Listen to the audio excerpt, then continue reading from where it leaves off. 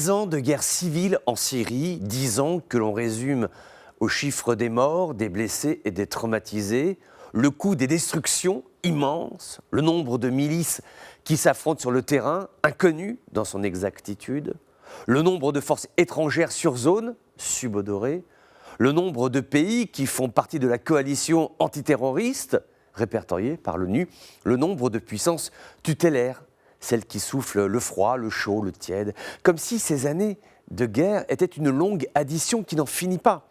Des chiffres, toujours des chiffres, et des bombes, toujours des bombes, des morts, toujours des morts. 10 ans. N'est-ce pas suffisant pour comprendre que tout cela ne rime à rien, que la guerre n'a jamais tué la guerre?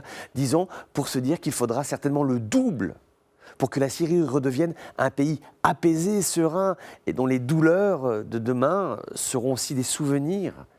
10 ans. Il y a là quelque chose de surréaliste à souffler les bougies sur une terre à bout de souffle, où les armées ne sont plus que des fanions qui rassemblent des groupes et des sous-groupes, des entités instables et incertaines, guérillas, groupuscules et terroristes terrorisants. Quand ce n'est plus la guerre totale, c'est la guerre diluée. D'une colline à un village, d'une route à un checkpoint, la guerre mètre après mètre, la guerre qui vole, la guerre qui estropie, la guerre sans raison, puisque tout le monde le sait. Il n'y a pas de solution autre que le dialogue. Mais comment faire venir à la table des discussions des gens quand on ne sait même pas le nombre de chaises qu'il faut pour préparer? Avec qui parler? Avec qui négocier? Quelles sont les mains qu'il faut serrer, les plus propres, les moins sales? La guerre n'est jamais belle à voir. Celle-ci, en Syrie comme les autres, la guerre ne connaît pas le courage.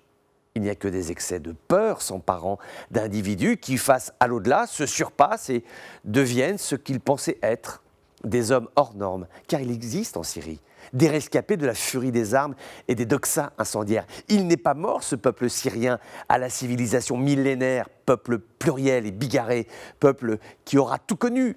Les splendeurs des Omeyyades, quand Damas était surnommée la Magnifique et qu'elle faisait l'admiration des pays de la sous-région. Damas sous le joug colonial, mais Damas se libérant d'un carcan pour retomber dans un autre carcan, celui d'une famille.